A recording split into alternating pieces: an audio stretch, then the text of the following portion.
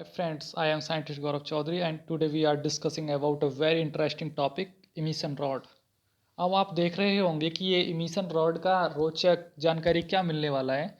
देखिए भाई, ये एक वीडियो नहीं, एक नॉलेज का भंडार होने वाला है कि जो emission rod हमारी रोज़मर्रा की ज़िंदगी में मीन्स हमारी एक ज़रूरत बन चुकी है कि सर्दियों के दिन में पानी गर्म करने के लिए emission rod की ज़रूरत होगी ही होगी। प्रत्येक घर में बिना emission rod के लिए जीवन एक अधूरा सा लगता है कि यार पानी गर्म कैसे करें, इमिशन रॉड नहीं है। इमिशन रॉड का तो ज़रूर ही है, नेसेसरी है एक डेली लाइफ में, सर्दियों के दिनों में, विंटर सीजन में।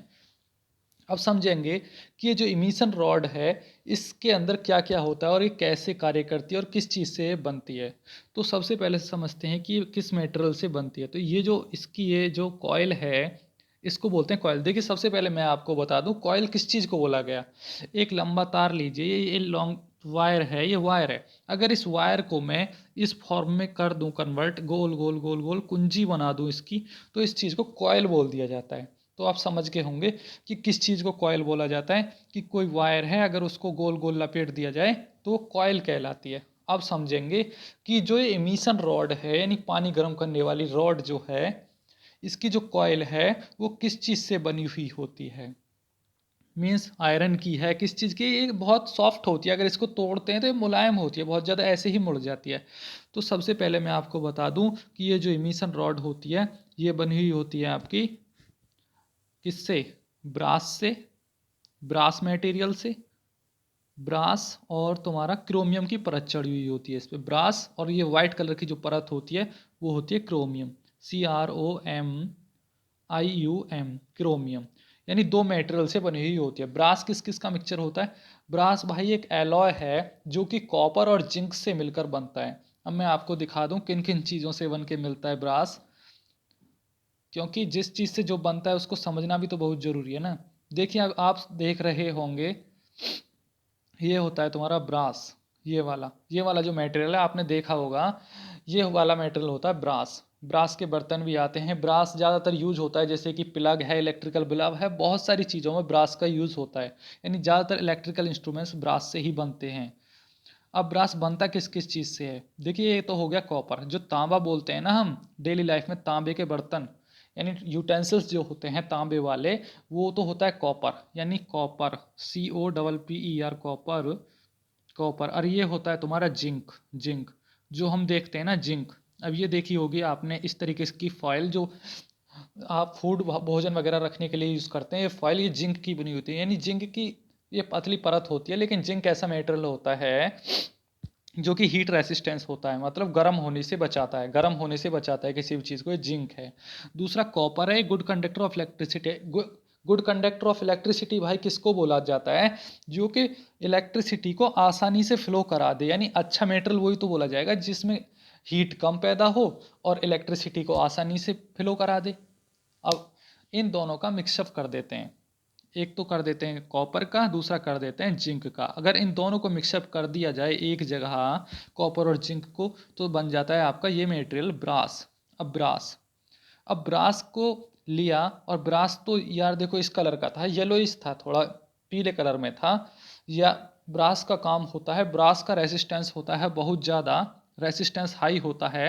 अब मैं आपको बता दूं, I = V/R, V/R। जैसे ही आपने अपना एमिशन रॉड का प्लग बोर्ड में लगाया और स्विच ऑन किया तो आपने क्या दिया? करंट दिया, करंट दिया भाई जी। आपने तार में करंट दिया, और करंट देने के कारण, अब करंट दिया तो करंट जैसे ही कोई वायर है, यानी वो जो वायर है वो लीड होती है एमिशन रॉड की, तो इस लीड लीड में करंट फ्लो होगा इलेक्ट्रॉन्स की फॉर्म में, यानी इलेक्ट्रॉन्स ही तो होते हैं। करंट क्या होता है? फ्लो ऑफ इलेक्ट्रॉन्स, तो इलेक्ट्रॉन्स की फॉर्म में करंट फ्लो होगा। अब इलेक्ट्रॉन्स फ्लो होते होते वायर से कहाँ पहुंचेगा? इमिशन रॉड की इस वाली कॉइल पे, ये जो कॉइल है इमिशन रॉड में, इसमें पहुंचेगा। अब यहाँ तक तो आसानी से करंट आ गया इस लीड से यहाँ तक। अब जैसे ही यहाँ तक पहुँचा तो ये जो कॉइल है, अगर इसका रेसिस्टेंस कम हुआ, तो आपको पता ही है अगर आपके घर का जो गेट है वो हल्का बुल्का हुआ तो कोई भी तोड़ के घर में अंदर आ जाता है।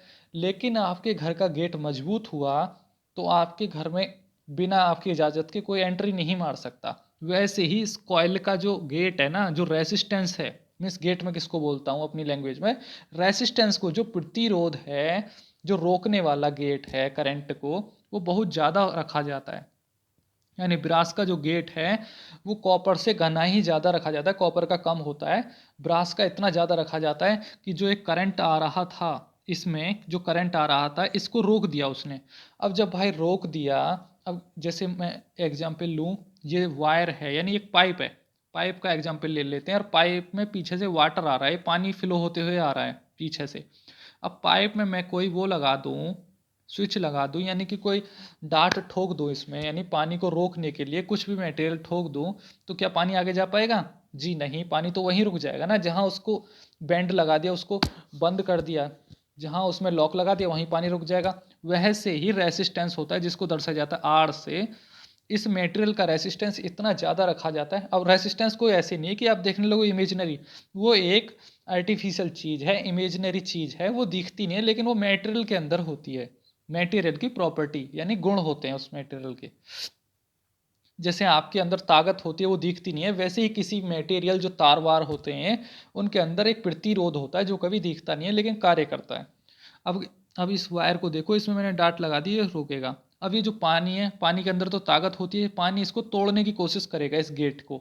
अब जैसे ही इसमें टकराएगा पानी, तो उस टकराने से एक चिंगारी उठेगी, चिंगारी। अब पानी एग्जाम्पल ले रहे, करंट ले लो, जैसे करंट। अब करंट आया, इस रेसिस्टेंस में टकराया, करंट इस रेसिस्टेंस में आके टकराया, तो एक चिंगारी उठी, और वो चिंगारी ही किसको गर्म करती थी? ब्रास मटेरियल को।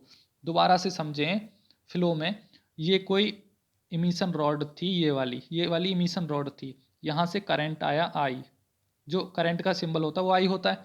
करंट आया, इस कॉइल का रेसिस्टेंस हमने इतना ज़्यादा रखा कि इस करंट के आने को उसने रोका, यानी कि एक गेट कीपर का कार्य किया।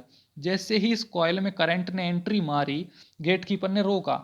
अब ये करंट नाम का लड़का है, गेट कीपर ने रोक दिया, आर नाम के गेट कीपर ने, तो इन दोनों में बजी लड़ाई, फाइट हो गई, और फाइट के कारण चिंगारी उठी, और वो चिंगारी ही किसका रूप ले गई? हीट का। और उसने किसको गर्म कर दिया? किसको गर्म कर दिया? अब आप इस इमिशन रॉड को देखें, जो इमिशन रॉड है, अब इमिशन रॉड में जैसे ही यहाँ से करंट ने एंट्री मारी, तो यहाँ यहाँ आई, तो यहाँ इस जो ये एलिमेंट है, ये इतना एलिमेंट, इसका रेसिस्टेंस बहुत ज़्यादा था, तो करंट को रोका उसने, और करंट के रोकने के कारण चिंगारी उठी, यानी आई आ रहा था, आई आ रहा था। यहाँ रेसिस्टेंस हाई था, उसका ज़्यादा था, मतलब बहुत ज़्यादा था। अब इस आई को रोका तो चिंगारी उठी, चिंगारी उठने के कारण ये गर्म हो गई, इसीलिए तो ये पानी को गर्म कर पाती है इमिशन रॉड। कहने का मतलब बेस्ट एग्जाम्पल है गेट कीपर वाला। अब इसका रेसिस्टेंस ज़्यादा। अब आपको समझना होगा कि जो भी हीटिंग एलिमेंट होते हैं उनका रेसिस्टेंस बहुत ज़्यादा होता है, और जो हमारे नॉर्मल तार होते हैं घरों में उनका रेसिस्टेंस कम होता है, इसीलिए हमारे नॉर्मल तार गर्म नहीं होते। और जो भी ये हीटिंग एलिमेंट होते हैं, जैसे हीटर है, इमिशन रॉड है, बल्ब है, इनका हीट प्रोड्यूस करते हैं, यानी इनमें हीट निकलती है, क्योंकि इनका प्रतिरोध बहुत ज़्यादा होता है। अब मैं प्रतिरोध को समझना सिखाता हूँ आपको। जैसे I equals to V upon R, I equals to V upon R, ये किसका फॉर्मूला है? Ohm's law. ओम्स लॉ ने क्या बोला? I equals to V upon, ohm's law ने बोला अगर मैं किसी तार में वी फ्लो कराता हूँ, यानी वोल्टेज देता हूँ, तो उसके कारण करंट फ्लो होगा, लेकिन वो डिपेंड करेगा रेसिस्टेंस पे। अगर किसी तार का रेसिस्टेंस, यानी किसी कंडक्टर का रेसिस्टेंस ज़्यादा हुआ, तो वो करंट को कितना फ्लो कराएगा? आप समझ सकते हैं, जब रेसिस्टेंस ज़्यादा होगा तो करंट का फ्लो होने से रोकेगा, यानी कम करंट फ्लो होगा। अगर किसी तार का रेसिस्टेंस कम होगा, अभी सिंबल से समझ जाना, अगर नीचे जा रहा है तो कम की तरफ इशारा कर रहा है, ऊपर जा रहा है तो ज़्यादा की तरफ। मीन्स अगर वायर का रेसिस्टेंस कम होगा तो समझ जा, ये आपके घर का गेट कीपर नहीं बैठा होगा, गेट कमज़ोर होगा, तो करंट आसानी से आपके घर में एंट्री मार जाएगा। कहने का मतलब, अगर आपका रेसिस्टेंस ज़्यादा है तो करंट कम है, यानी रेसिस्टेंस ज़्यादा है तो करंट कम है, अगर रेसिस्टेंस कम है तो करंट ज़्यादा है। अब डिपेंड करता है किसी भी तार में करंट का फ्लो होना रेसिस्टेंस पे, यानी उस तार का रेसिस्टेंस कितना है। हर चीज़ का रेसिस्टेंस होता है जो भी आपके घर में होती है।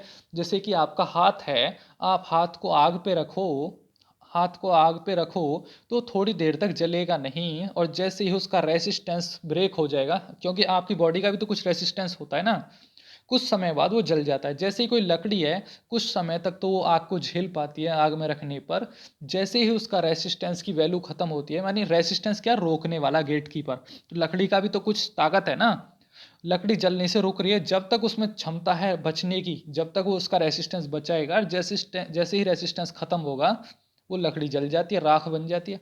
वैसे ही होता है देखिए रेसिस्टेंस। अब आपको मैं समझाऊंगा कि कभी भी किसी मटेरियल को खरीदने से पहले हमें क्या क्या नॉलेज होनी चाहिए। हाँ तो देखो, ये फ्लिपकार्ट की कुछ स्पेसिफिकेशन डिटेल हैं जो मैंने फ्लिपकार्ट से स्क्रीनशॉट लेके निकाली थी। जैसे आप कभी भी कुछ खरीदें, जैसे एमिशन रॉड ही खरीदना है आपको, तो उसकी आप स्पेसिफिकेशन डिटेल्स में जाएं जहाँ डिस्क्रिप्शन होता है।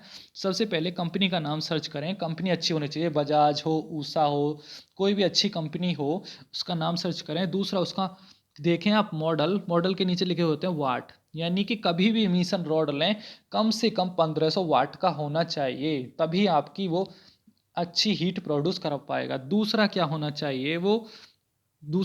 चाहिए, ब्रास का बना हुआ होना चाहिए, यानी ब्रास मटेरियल एक अच्छा मटेरियल माना जाता है जो कि अच्छी हीट प्रोवाइड करा देता है। तीसरा, उस पर क्रोमियम की परत होनी चाहिए और वो 220 वोल्टेज से 240 ले और 1500 वाट कंजप्शन करे कम से कम। अब ये कंजप्शन का पता कैसे चलता है, इसका भी एक फार्मूला होता है।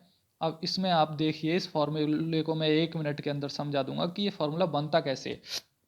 उस पर लिखा हुआ होता है 1500 वाट, यानी 1500 वाट, 1500 वाट। तो आप सभी को पता है कि आप जब सिंगल फेस यूज़ करते हैं तो उसमें कितना वोल्टेज होता है, 220 से 230, 230, ठीक है। तो जब आपने इसको खरीदा था, ये क्या है, आपने खरीदा था तो इस पर साफ साफ लिख रहा था 220 वोल्टेज कम से कम, ठीक है। तो आप क्या करोगे, एक फार्मूला याद कर लोगे अगर आप स्टूडेंट हैं तो, वरना जरूरत भी नहीं है।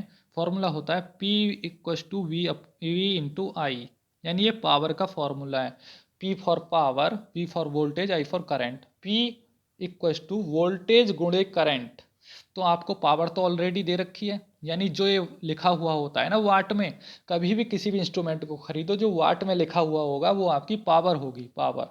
और ये क्या लिखा होगा, 220 से 230 जो लिखा हुआ होता है, ये रेटेड वोल्टेज होता है, इतने वोल्टेज पे कार्य कर सकता है। कहने का मतलब ये इतने वोल्टेज से इतने वोल्टेज तक, यानी 220 230 लिखा हुआ होगा, कार्य कर सकता है। तो इस जो ये फॉर्मूला है इसमें आप पुट कर दीजिए। तो ये जो फॉर्मूला है इसमें जैसे ही आप पुट करेंगे, मैं आपको पुट करके दिखा देता हूँ। अब P इक्वस टू